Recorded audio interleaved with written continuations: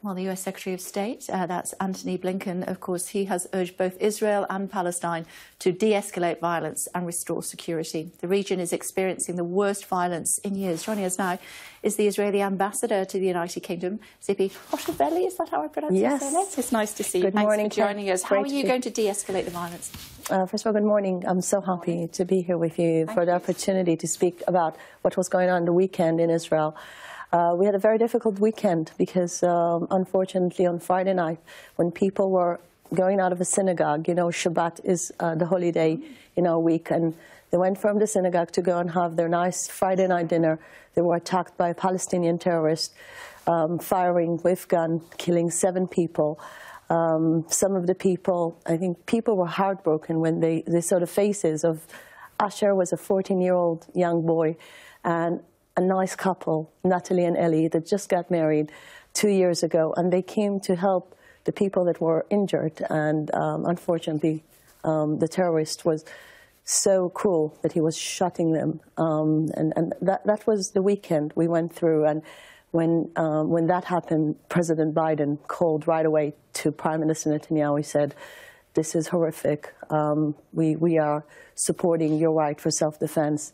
And so did the Foreign Secretary of the UK, James Cleverly, that said that on the International Day, when we memorize the Holocaust, such horrific sights coming from Jerusalem is something that nothing can justify, you know, harming innocent people. So that was a very, very difficult weekend. Okay. A father shot dead in front of his son at a makeshift checkpoint 2 weeks ago. Israeli soldiers saying he had a knife, later admitted he was unarmed. There is violence on both sides. How are you going to sort it out? So it's not violence on both sides. Well, that seems pretty violent. So the way we see it, Israel is under attack, under terrorism. And what we do is, in order to defend ourselves, the government is committed to defend its people. We don't want people to be shot when they walk in the streets. So this is our obligation. So when we do military actions like we did the defense actions in Jenin last week, it's because we had intelligence alert on another terror attack that was supposed to come from Jenin. Jenin became a terror hub. Unfortunately, the Palestinian Authority is, at the moment, one of its weakness points where they cannot do anything. So this creates a vacuum, and these terror hubs need to be controlled. And in order to control that, in order to defend people, not to have more terror attacks in our streets, we send our defense forces in order to make sure that those kind of terror attacks won't be a daily thing. Your Interior Minister is a convicted racist and has extreme views towards Palestinians, but he's now in charge of policing them. What faith should the international community have in that? Well, the Israeli Supreme Court makes the decision who's racist and who's not, and it was very clear when he was running to office to go into the Knesset that the Israeli Supreme Court says that on the base of his manifesto is not under this definition. So, first of all, I don't agree with the description.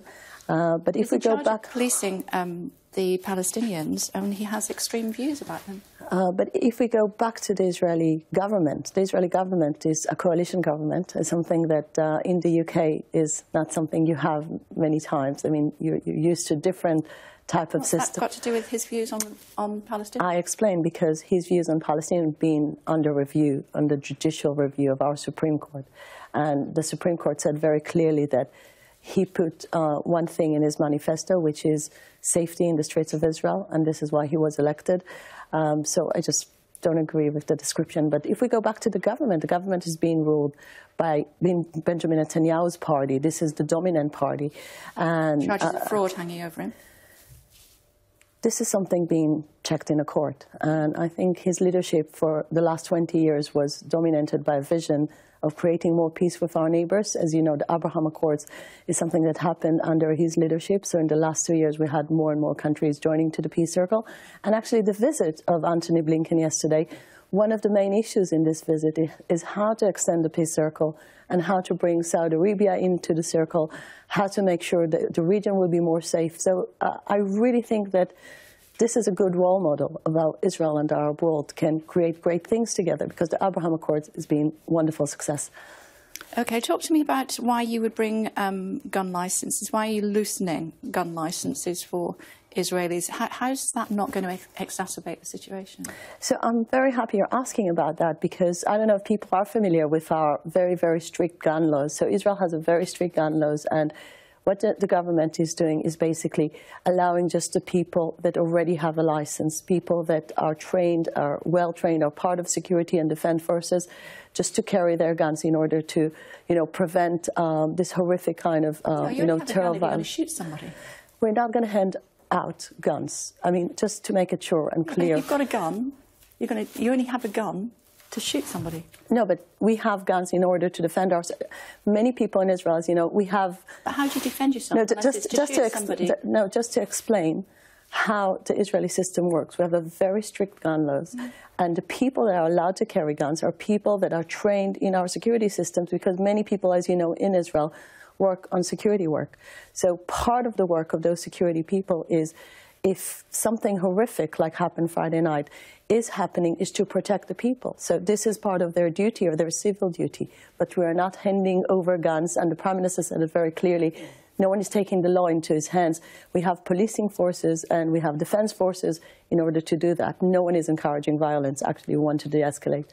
So normal civilians will not be getting guns? Absolutely not. Okay, this is not part of the policy. What is actually happening then when you are relaxing the gun laws? What does that actually mean? It's not really relaxing gun laws. It's more the people that are already trained and they're able, that they will be encouraged to carry those guns in order to protect people. Sometimes they take the police, not to shoot people, to protect people if they're under terror attack.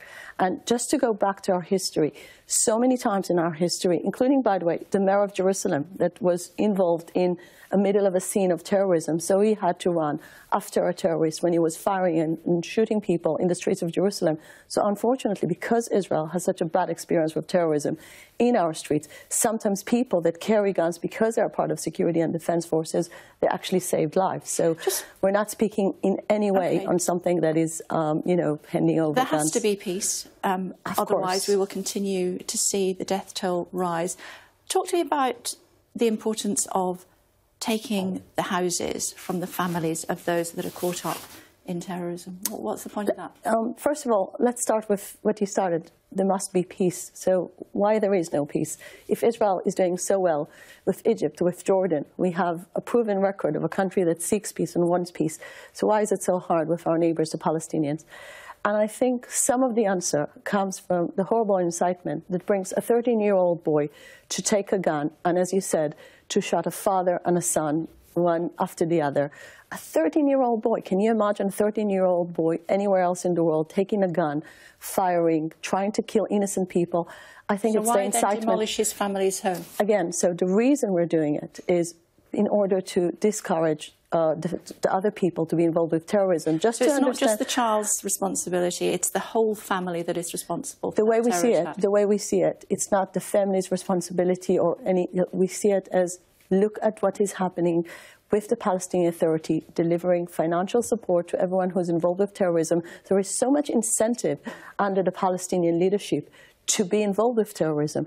They actually deliver candies after terror attacks. Just to be clear, you're trying to disincentivise other families by demolishing the homes of those. We make sure that people will understand that they need to pay a price for terrorism, because at the moment the only price they're getting is rewards from the Palestinian Authority. My question is it the whole family's responsibility? We're saying again, this is not a punishment for the family. It's actually, it is if you're bulldozing their house down. Because you need to take responsibility for the fact that your Palestinian Authority is actually giving you this motivation to go and kill innocent Jews in the streets. I mean, this is a pure anti-Semitism. Think about it. If someone would have taken a gun here in London, would have shot Jews just because they're Jews, the whole country would have been in headlines saying, this is horrific, this is anti-Semitism. In Israel, in some very strange way, people are saying, no, well, you need to understand the circumstances. Nothing can justify hurting innocent people. And this is what's happening in our streets. On both sides, I suppose, is what Anthony But again, we don't hurt saying. Innocent people. Well, as I just pointed out to you, there was we don't target innocent people. At a checkpoint, and he was unarmed in front of his child. That actually, it's not correct, because we never target innocent people, never. Israel is doing everything in order to target terrorists. And this is what we need to do in order to make sure that our streets will be peaceful. What would be a good result when Antony Blinken gets back on the plane to go back to America? So there are three issues that he came to discuss. First is Palestinian terrorism, and I think part of it is, again, to make sure the leadership of the Palestinian will be taken into account for those horrible incitements and the fact they're celebrating when Jews being killed. 30 seconds. The second issue is Iran. I think this is the most important, and extending the circle of peace. So I think altogether, I think it will be very successful. We'll extend circle of peace, and we'll continue to do the great work we do on Iran. We just had the biggest exercise between Israeli Defense Forces and American Defense Forces last week. We are out of time. Thank you, Your Excellency, for joining us on the I really programme appreciate. Hope for peaceful days. Yeah, absolutely. Thank you. It's good to see you. Thank you for joining us on the programme.